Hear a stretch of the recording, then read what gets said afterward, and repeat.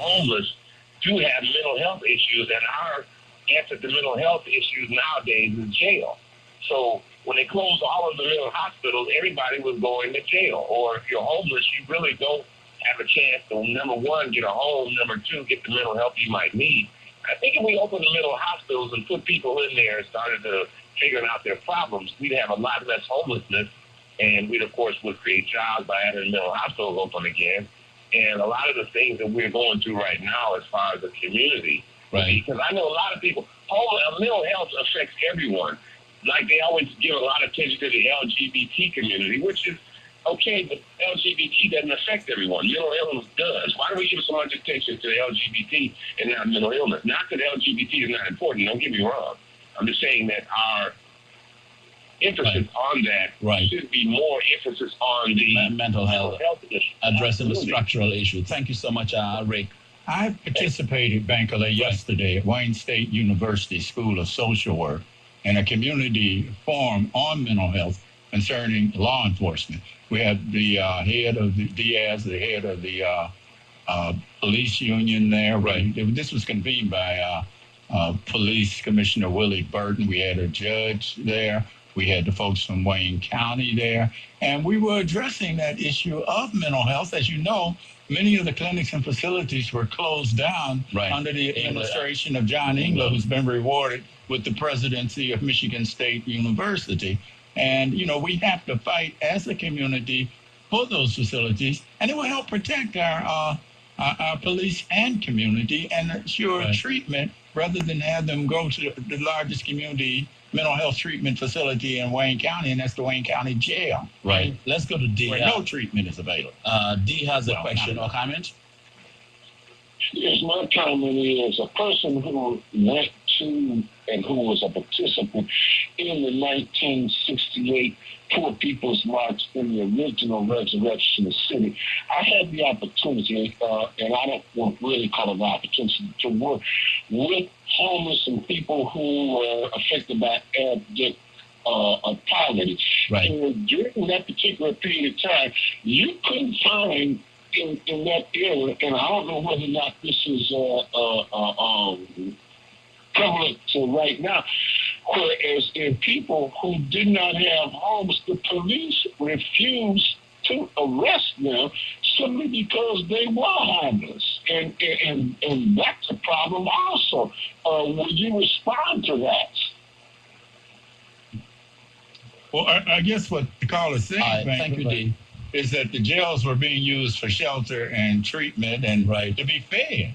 So they wanted to get arrested, and the police wouldn't arrest them. But that says something about the desperation of the times, and again, our basic inhumanity to one another.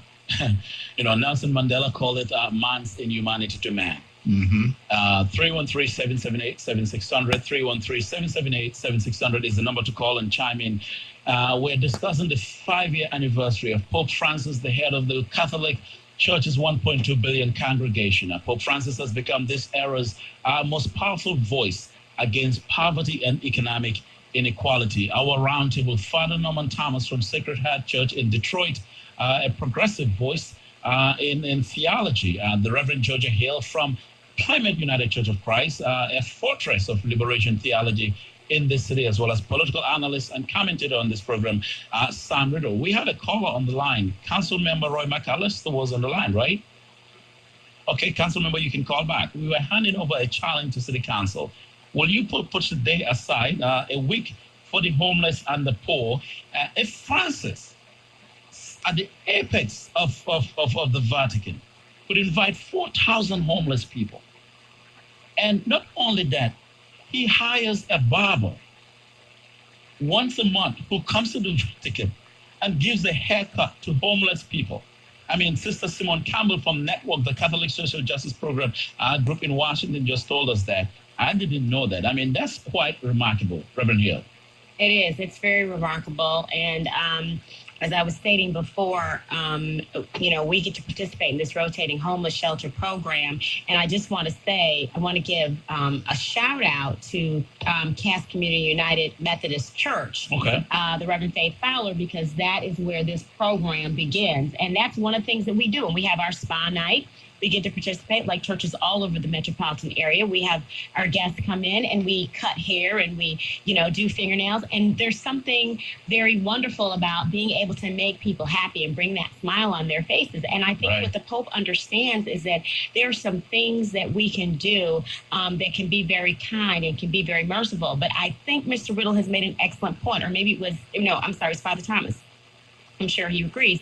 But then we've got to look at how to be humane to people, how to treat them wonderfully and kind and mercifully, but also how to dismantle the systems of racism and economic oppression that make this kind of poverty a reality. Because the truth of the matter is, as I said earlier, since the 13th Amendment makes slavery in prisons legal, we've got a legal system which facilitates the entry of certain kinds of people into the prison system so they can work for little to nothing, and places, big box stores, which I will not name, can then take advantage of this kind of cheap, free labor.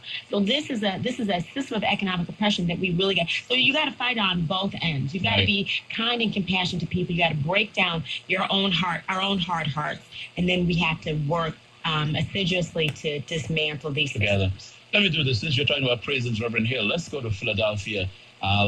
Take a listen to this. I monitored very closely. I'm a fan of Pope Francis. I really follow his work, his speeches, and his travels around the world, and just watching how countries, different nations are responding to him. When he came to the United States 3 years ago, it was reported. People are trying to get on the Pope's calendar. People are trying to put all kinds of events. But the events that the Pope really wanted to do, that he appreciated most, were these events. He went to Philadelphia and he visited a prison. Take a listen. Sunday, meeting privately with victims of sexual abuse, making a solemn promise to survivors, vowing to hold those responsible accountable, saying, quote, God weeps. In this powerful image, the Pope blessing prisoners, telling them all of us have something we need to be cleansed of. We do have team coverage again tonight, beginning with our chief foreign correspondent, Terry Moran, traveling with the Pope. He made his way through the streets of Philadelphia. The crowd's thrilled, but smaller than expected. Smothering security shut this city down. But this was the main event for Francis, the families, so close to his heart. Love is shown by little things, he told them, like a hug or a warm supper. Before arriving at Mass, Pope Francis met privately with sex abuse victims, saying he was overwhelmed by shame and promising justice. He is holding everyone accountable, and he said in no uncertain terms, this is what I commit to do. Earlier, the Pope helicoptered just 10 miles north, but into another world on a mission of mercy. Inside Philadelphia's largest prison, his simple white cassock a stark contrast in those drab surroundings, Francis spoke to about 100 inmates. They listened, some casually, others intently, one in tears, to this visitor from so far away. This time in your life can only have one purpose, to give you a hand getting back on the right road, he said. All of us are part of that effort. Francis shook hands with everyone and received a bear hug from one man, blessing him in return. All right, let's go back to the panel.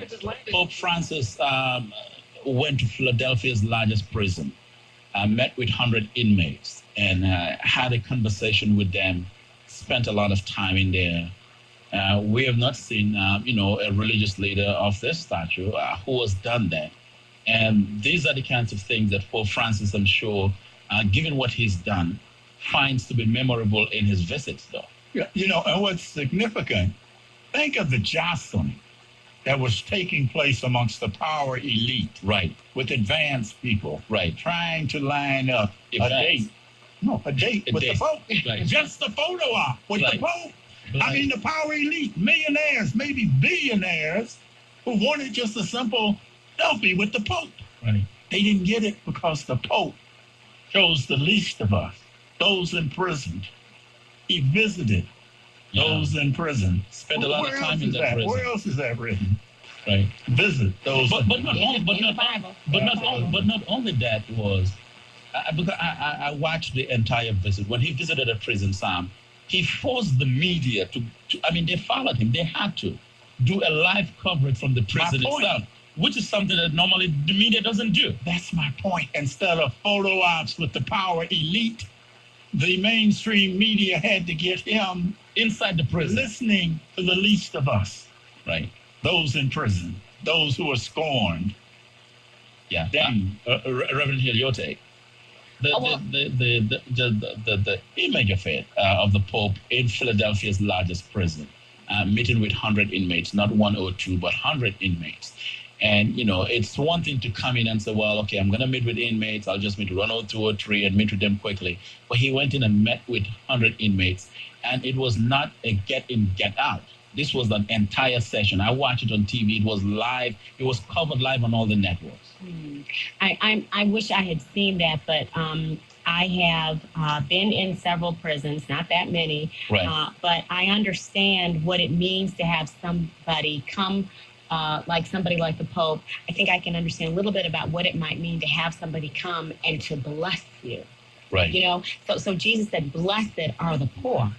And so when the Pope comes in and he blesses people, it's like this whole thing we were talking about earlier, where you're now encountering somebody's dignity and their humanity, and you're recognizing that. Right. And that is really tremendous. And so what he does is he sets an example for other people to lead, to say, this is what you need to do. If you want to be a leader, if you want to be a real Christian, if you want to be somebody that's living the gospel of Jesus Christ, Right. then you have to do what the word says, which is to visit those who are in prison or sick.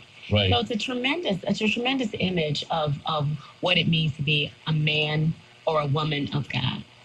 Father Thomas. Well, I think, he has a voice, very, very strong voice. Right. And he is a person to be admired. But I would hope that it would be inspirational for people, as you Right. say. What That do you agree for? inspires people to do things, inspires people to do the same kinds of things, and to get on board. I'm afraid that sometimes we look at someone like that, and it's like something once someone said about Jesus. Right. We pedestalize him, Right. put him up so high. Oh, that's the Pope. We can't get there. Yeah, you can't get there. So good for him, wonderful, cheers, good man. But all of us have some kind of responsibility. Right. And of compassion, justice, Right. kindness, goodness, that we're called to be that. And I hope that's the kind of voice that is heard by people. You know, I think when it was reported that the Pope was coming here, Detroit was jostling.